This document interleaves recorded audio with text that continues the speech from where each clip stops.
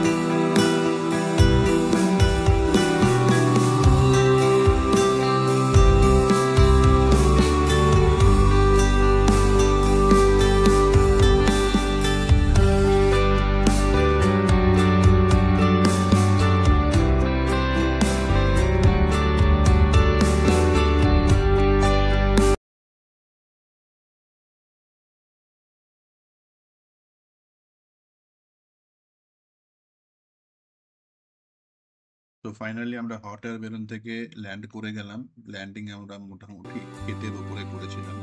তো এইগুলো অ্যাকচুয়ালি হাওয়ার টেন্ডেন্সির উপর ডিপেন্ড করে, তো পাইলটের খুব একটা বেশি করার থাকে না। বাট এদের টিম সঙ্গে সঙ্গে খবর পেয়ে যায় কোন জায়গায় ল্যান্ডিং হচ্ছে এবং সেই হিসাবে কিন্তু ওরা ঠিক গাড়ি নিয়ে ওই জায়গায় পৌঁছে যায়। তারপরে লোকাল লোকেরও কিছু হেল্প পায়, নিয়ে বেলুনটা আমাদের সরায়। কিন্তু এই বেলুন থেকে নামবার পরে গাড়িতে যাওয়ার সময় লোকাল লোক আমাদেরকে সব ঘিরে ধরে এবং আমাদের কাছে ডিমান্ড করে লাইক বক্সিস টাইপসের। দুটো গাড়িতে করে আমরা বেরিয়ে যাই। বেরিয়ে গিয়ে একটা পয়েন্টে আমাদের ড্রপ করে এবং সেই পয়েন্টে আমাদের গাইড এসে যোগাযোগ করে এবং গাইড আমাদেরকে পিক আপ করে আমাদের গাড়িতে করে নিয়ে যায়। সো এখান থেকে আমরা ফার্স্ট পয়েন্ট যেটা ভিজিট করলাম, এই জায়গাটাকে বলা হয় কলোসি অফ মেনন। তো এই জায়গাটা বেসিক্যালি আমেনহতেপ III একজন রাজা ছিলেন বলা যেতে পারে। তো তিনি 18 ডাইনেস্টিতে এই দুটো মানে পাথরের, মানে আনকাট পাথরের, একদম সিঙ্গেল দুটো পাথরের উপরে স্ট্যাচু বানানো হয়, সেটা ওই রাজারই স্ট্যাচু বানানো হয়। তো এই এরিয়াতে রাজা ফেমাস ছিলেন খুব 18 ডাইনেস্টির টাইমে। আর এই জায়গাটা হচ্ছে নাইল রিভারের ওয়েস্ট ব্যাঙ্কে রয়েছে, এবং এখনো এই জায়গাটার সংস্কার গভর্নমেন্ট করছে, এখন অবধি পুরোপুরি সংস্কার হয়নি। সো বিভিন্ন জায়গা থেকে বিভিন্ন জিনিস এনে সেগুলো পরিষ্কার পরিচ্ছন্ন করে এখনো এটার কাজ চলছে। সো এটা one of the under construction বা আন্ডার অবজারভেশন অফ গভর্নমেন্ট, যেখানে সমস্ত জায়গাতে লোক টুরিস্টকে যেতেও দেয় না, ঘেরা রয়েছে। সো আমাদের নেক্সট ডেস্টিনেশন ছিল ভ্যালি অফ কিংস। সো আমরা ভ্যালি অফ কিংসে গাড়ি করে পৌঁছলাম। এখানে পৌঁছানোর পর যথারীতি এন্ট্রি টিকিট কাটার পরে এখানে এন্ট্রি গেট থেকে যে মেইন জায়গায় যেতে হবে সেখানটা একটু ডিস্টেন্স আছে। তো এখানে ওই ব্যাটারি চালিত গাড়িগুলো পাওয়া যায়, ওটারও টিকিট কাটতে হয়। তো ওটার টিকিট আমরা কেটে আমরা ওই অবধি পৌঁছই যেখানে। সো ভ্যালি অফ কিংসের কনসেপ্ট হচ্ছে, আগেকার সময়ে রাজারা পিরামিড বানাতো, মিশরের যে রাজারা ছিল তারা পিরামিড বানাতো, এবং তাদের পিরামিডের মধ্যে তাদের কবরের সমস্ত ব্যবস্থা করা হতো, সেখানে তাদের পছন্দের জিনিসপত্র সব রাখা হতো। বাট ওইগুলোকে মেনটেন করা বা রক্ষা করা খুব ডিফিকাল্ট ছিল, চুরিচামারি হয়ে যেত। সেই জন্য এরা কি করে, এরা একটা জায়গা বেছে নেয়, এই ভ্যালি অফ কিংস যে জায়গাটায় রয়েছে, এই জায়গাটায় এরা 18 ডাইনেস্টি থেকে নিয়ে 20th ডাইনেস্টি এই পিরিয়ডের মধ্যে যতজন রাজা ছিল, রাজারা কি করতো, তাদের জীবিত অবস্থাতে একটা চেম্বার টাইপসের, মাটির তলাতেই বলা যেতে পারে, এটা কিছুটা চেম্বার টাইপসের বানাতো, এবং তার ভেতরে বিভিন্ন রকম ডিজাইন, বিভিন্ন রকম নকশা দেওয়ালে লেখা করে নিজের কবরের মতো জিনিসটা পুরো বানিয়ে রাখতো। এবং তারপরে যখন সেই রাজার মৃত্যু হতো, সেই রাজা যাদেরকে ডেডিকেট করতো, মানে যাকে নেক্সট সিংহাসন দিচ্ছে বা যাকে বলা ছিল যে যে রাজা হবে, বা এর সেনা বা যে যারা এর অনুগত ছিল আর কি, তারা এর বডিটাকে নিয়ে গিয়ে ওই কবরের মধ্যে রাখতো। টোটাল কবর যেগুলো পাওয়া গেছে মোটামুটি 62। এর মধ্যে সবচেয়ে লেটেস্ট যেটা পাওয়া গেছে সেটা হচ্ছে তুতেন খামেনের। তো তুতেন খামেনের কবর থেকে প্রচুর সম্পত্তি পাওয়া গেছিল, এবং এখানে আরও বেশ কিছু কিং আছে যাদের কবরগুলোর ভেতরে যাওয়া খুব ডিফিকাল্ট, মানে পুরো ভেতর দিয়ে অনেক নিচু অবধি নামা এবং উপরে ওঠা এরকম ভাবে করেছে যে যে ভেতরে যাতে সহজে কেউ জিনিসপত্র বার করতে না পারে। সো এখানে এন্ট্রি টিকিট কেটে ঢুকলে তাতে 3টে জায়গায় যাওয়া যায়। সো যে কোনো 3টে রাজারিতে যাওয়া যায়। আমরা 3টে রাজারিতে গেছি, টম বা কবরের মধ্যে ঢুকেছিলাম, যেটা ছিল সব থেকে ভালো অ্যাজ পার আমাদের গাইড। আর এক্সট্রা টিকিট কাটতে হয়, এরকম 3-4টে ছিল, যেটা বেস্ট ছিল সেটারও এক্সট্রা টিকিট কাটতে হতো।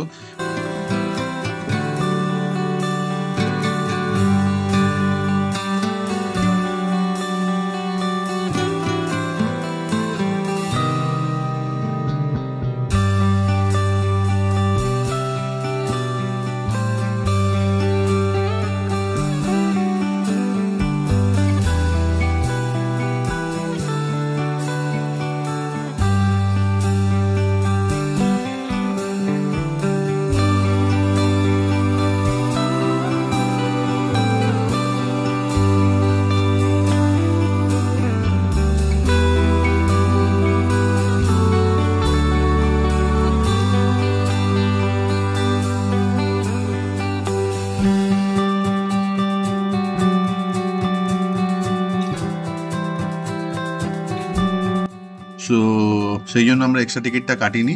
আমরা তুতেন খামেনের কবর দেখার জন্য, এবং আমরা যেটা শুনে এসেছিলাম যে তুতেন খামেনের মমিটা অব্দি ভেতরে রাখা রয়েছে, অরিজিনাল মমি তুতেন খামেনের এর ভেতরেই রয়েছে, এটাকে মিউজিয়ামে কায়রোতে নিয়ে যাওয়া হয়নি।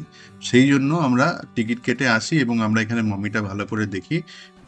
দেখুন, এখানেও বেসিক কনসেপ্ট হচ্ছে, প্রত্যেক রাজারা বিশ্বাস করতো যে তাদের শরীরটাকে যদি ভালো করে ওখানে রাখা হয়, এবং অ্যানোবিস যেটা হচ্ছে অ্যাকচুয়ালি শেয়ালের মাথাওয়ালা ওদের গড, সে এসে ওদের বডিটাকে কিডনি, লিভার, মানে এই সমস্ত যে সমস্ত ফাংশনগুলো আছে হার্ট ছাড়া বাকিগুলোকে খেত। এর পরে ওটাকে মমি করা হতো। এর ফলে এই শরীরটা পচন ধরতো না, এবং বহু বছর ধরে এই শরীরটা টিকে থাকতো। এর ফলে কি হতো, রাজাদের মধ্যে একটা বিশ্বাস ছিল, কিংদের মধ্যে, যে এই বডিটাকে এরকম মমি করে রেখে দিলে একটা সময় আবার আত্মা এসে ওর মধ্যে ঢুকবে এবং ওরা আবার নতুন করে লাইফ ফিরে পাবে, যে লাইফটা খুব মানে শক্তিশালী, পাওয়ারফুল একটা লাইফ ওদের হবে। সেই জন্য এরা এই সম্পত্তি বা জিনিসপত্র এনে এখানে রাখতো, যাতে যখন জন্মাবে নতুন লাইফে তখন যাতে এরা এই সম্পত্তির সাথে জন্মায় এবং পাওয়ারফুল হয়, মানে টাকা পয়সা বা সম্পত্তি থাকলেই মানুষ পাওয়ারফুল হয়, সেটাই এদের হিসেব। তো সেই জন্য এই এত সব কসরত এরা করতো।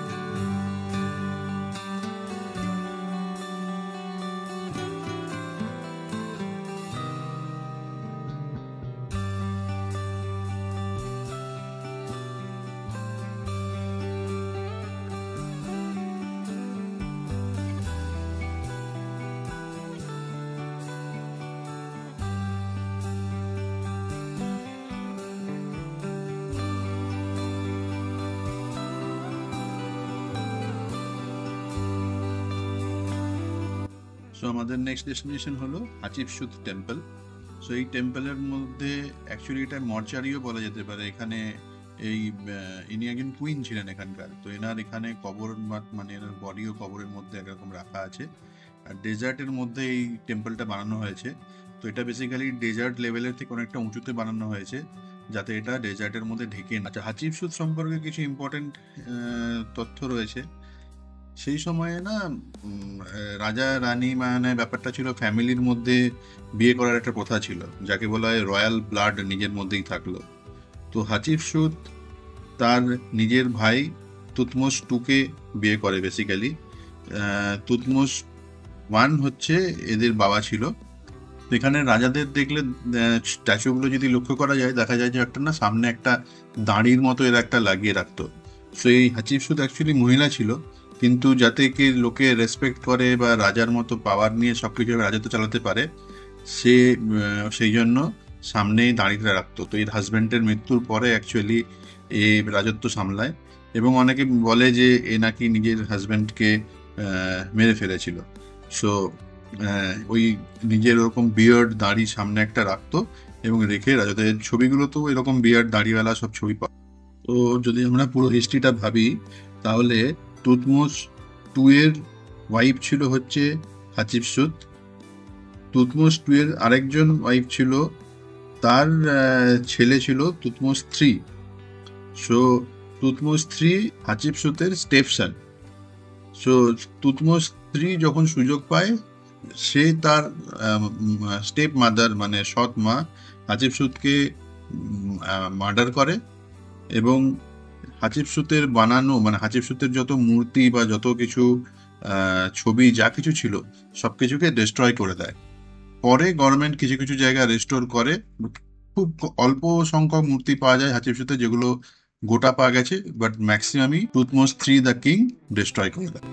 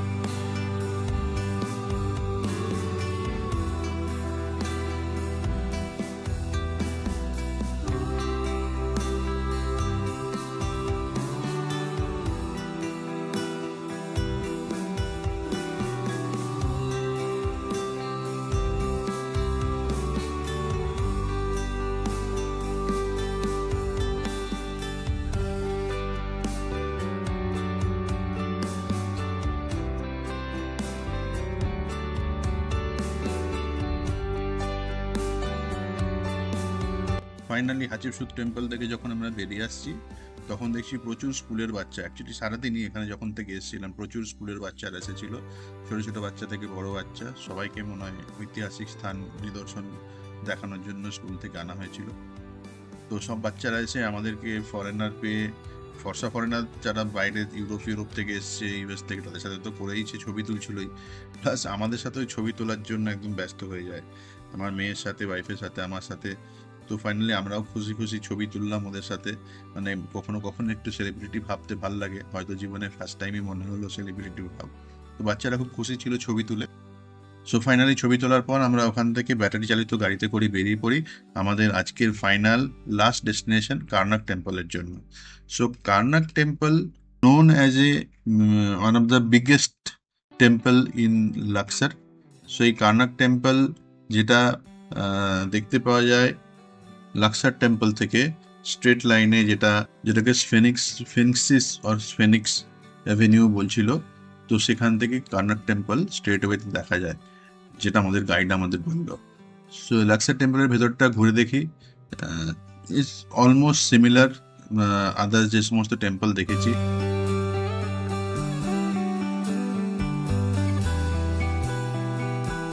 Here, yeah, this is built by Ramses II. Ramses II? Yeah, in the the bull king. shape. Yeah, the king Benjamin in 21 dynasty moved this from Sphinx Avenue and put it here. In 21. But this face is like like a ram. like a ram, correct? Yeah. Goat or ram. Yeah, ram was lion, but this is represented. I mean, Where that Ramses temple II, yeah. was built by Nekhteneb first. So different kings.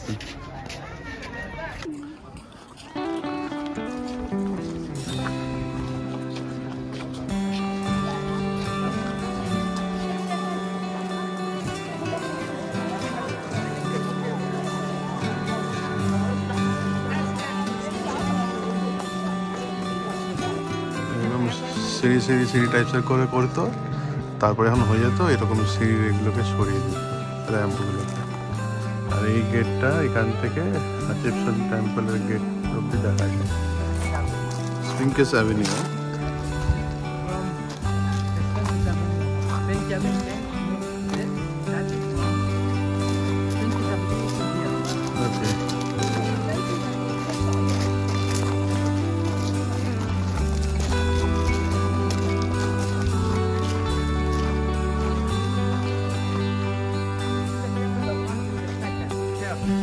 Ramses II.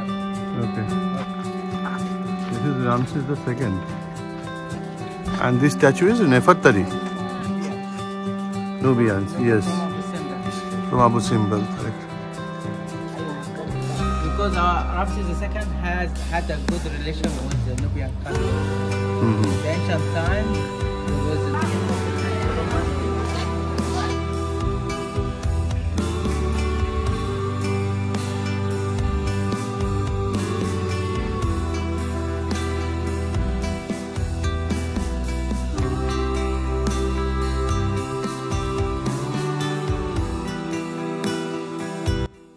Majority offering two god, cigarette boat বয়ে আনা, এবং প্রত্যেকটা গেটের উপরে সেই ভোমরার ছবি, যেটা হচ্ছে গার্ড অফ দ্য হাউস আর গার্ড অফ দ্য প্যালেস।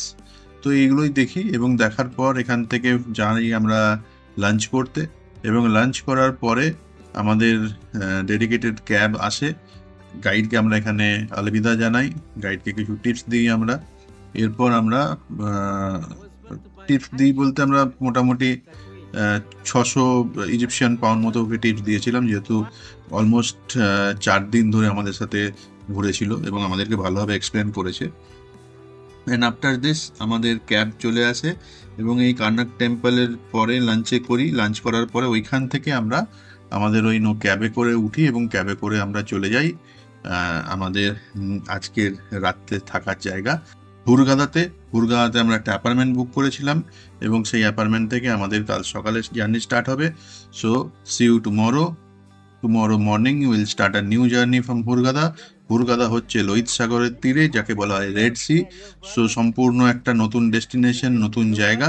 কালকে হুরগাদাতে আমাদের 2টো ট্যুর আছে। একটা ট্যুর হচ্ছে সেমি সাবমেরিনে করে আমরা জলের তলার আন্ডার ওয়াটার সি লাইফ দেখবো, অ্যান্ড সেকেন্ড আমরা ডেজার্টে যাব, সাহারা ডেজার্টের মাঝখানে, যেখানে কোনো কারেন্ট নেই, কোনো কিছু নেই, সেই জায়গাতে আমরা বেশ কিছু সময় কাটাবো, এবং সেখান থেকে আমরা দূরবীক্ষণ যন্ত্র দিয়ে আকাশে স্টার ওয়াচ করব। সেই আমাদের কালকের প্রোগ্রাম। কালকে দেখা হচ্ছে। See you, bye by.